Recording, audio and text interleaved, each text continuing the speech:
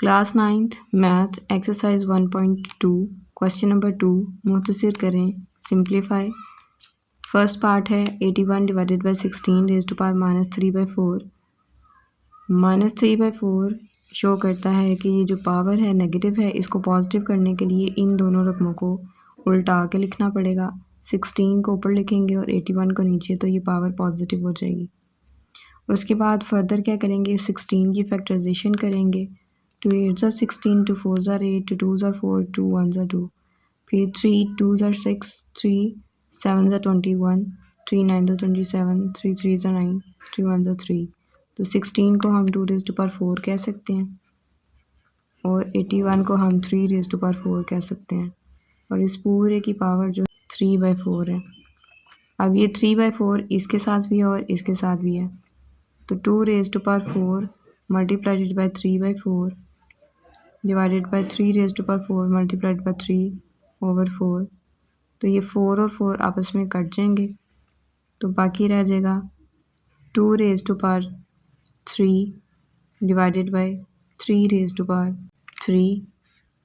तो इसका मतलब है 2 ज़रब 2 ज़रब 2, 2 2 4 4 2 8, 3 3 9 9 3 27। ये आंसर आ गया। सेकेंड पार्ट में ये पावर नेगेटिव है, यहाँ पे डिवीजन का सिंबल है और इस नेगेटिव पावर को पॉजिटिव करने के लिए हमें इन रकमों को उल्टा के लिखना पड़ेगा। और इस डिवीजन को जब हम मल्टीप्लिकेशन में कन्वर्ट कर लेंगे तो ये भी रकमें उलट जाएंगी। तो हमने यहाँ पे सबसे पहले 3 को नीचे लिखना है और 4 को ऊपर, तो 4/3 हो जाएगा और पावर पॉजिटिव हो जाएगी। उसके बाद डिवीजन मल्टीप्लिकेशन में कन्वर्ट हो जाएगा, तो ये 9 ऊपर चला जाएगा और 4 नीचे आ जाएगा मल्टीप्लाइड बाय। अब 16/27 है, तो 16/27 को भी हम इसी शक्ल में लिख लेते हैं, जैसे ये पावर्स में लिखा हुआ है हम इसको भी पावर में लिख सकते हैं। 16 को 2 raised to power 4 लिख सकते हैं और 27 को 3 raised to power 3 लिख सकते हैं। कैसे, 2 8 16, 2 4 8, 2 2 4, 2 1 2। तो 16 को 2 raised to power 4 लिख लिया। 27 3 9s are 27, 3 3s are 9, 3 1s are 3, तो 3 raised to power 3 लिख सकते हैं 27 को। अब हमने सबको एक जैसा कर लिया। फर्दर इसकी पावर्स अगर बन सकती हैं तो फर्दर पावर्स बना लेंगे। लाइक 4 जो है वो 2 raised to power 2 लिखा जा सकता है। बाकी रकमें उसी तरह से 9 को 3 raised to power 2 लिखा जा सकता है, 4 को 2 raised to power 2 लिखा जा सकता है और बाकी रकमें उसी तरह 2 raised to power 4/3 raised to power 3 as it लिख लेंगे। फिर 2 raised to power 2 के साथ ये पावर मल्टीप्लाई हो रही है, तो 2 raised to power 4 हो जाएगा और ये पावर डिनोमिनेटर के साथ भी मौजूद है। 3 raised to power 2, फिर 3 raised to power, ये 2 और 3 मल्टीप्लाई हो रहा है तो 6 हो जाएगा और नीचे वाली पावर के साथ भी ये पावर मल्टीप्लाई होगी तो 2 raised to power 6 हो जाएगा। फिर 2 raised to power 4/3 raised to power 3 रह गया। 2 raised to power 4 एक ये है और एक ये है, ये दोनों आपस में मल्टीप्लाई हो रहे हैं तो पावर्स ऐड हो जाएंगी। 2 raised to power 6 वाली एक वैल्यू इधर है, यानी कि जिनकी बेसिस सेम है, तो ये डिवीजन में है तो ये माइनस हो जाएगी। इसको हम लिख सकते हैं 2 raised to power 4 + 4 - 6, फिर multiplied by 3 raised to power 6। ये ऊपर तो 1 की 6 था वो ऐसे लिख लिया और नीचे से 2 ऊपर जाएगा तो -2 हो जाएगा और ये 3 ऊपर जाएगा तो ये -3 हो जाएगा, क्योंकि ये डिवीजन में थे ना, डिनोमिनेटर में थे, तो ये वैल्यूज़ जब ऊपर जाएंगी तो ये नेगेटिव हो जाएंगी। 2 raised to power अब क्या होगा, 4 + 4 8, 8 - 6 कितना हो जाएगा 2, फिर 3 raised to power 6 - 5 1 आएगा, तो 4 × 3 12 आंसर आ जाएगा। थर्ड पार्ट में जो वैल्यू गिवन है वो इशारिये के साथ है, तो इशारिया वाली वैल्यू का पहले हमने इशारिया ख़त्म करना है। उसके लिए उसी रकम को हम दोबारा से लिखेंगे। इशारे की जगह लिखते हैं 1 और बाकियों की जगह 0।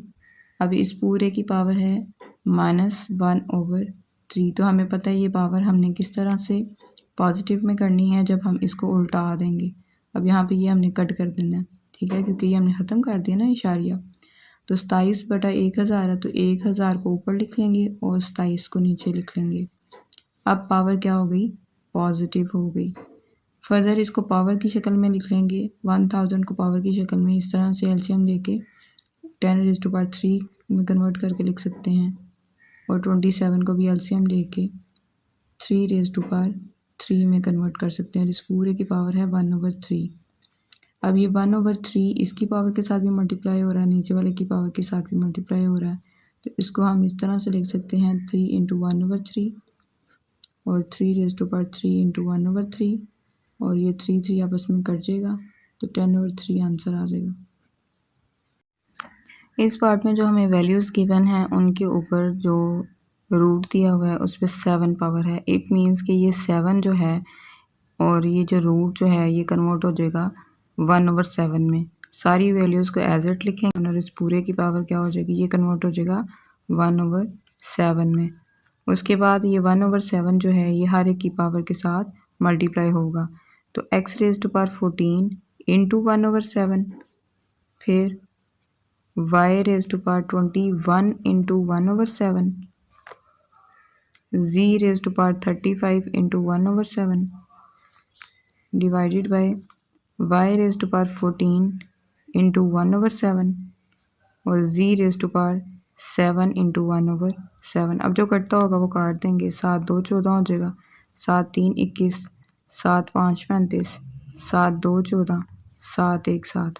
तो x के ऊपर पावर कितनी रह जाएगी, 2, और y के ऊपर कितनी रह जाएगी, 3, और उसके बाद z के ऊपर क्या रह जाएगी, 5, और y के ऊपर नीचे पावर रह जाएगी 2 और z के ऊपर 1। अब x a की मरतबा है तो x² लिख देंगे। y की पावर्स कितनी हैं, यहाँ पे ऊपर 3 है और नीचे कितनी, y की पावर ऊपर 3 है और नीचे 2 है, तो नीचे वाला 2 ऊपर जाएगा तो -2 हो जाएगा।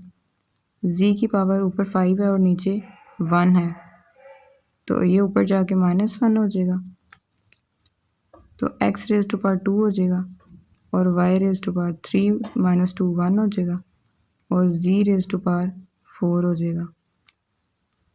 मल्टीप्लाई करके लिख लेंगे x⁻² × y z⁻4, यही आंसर है।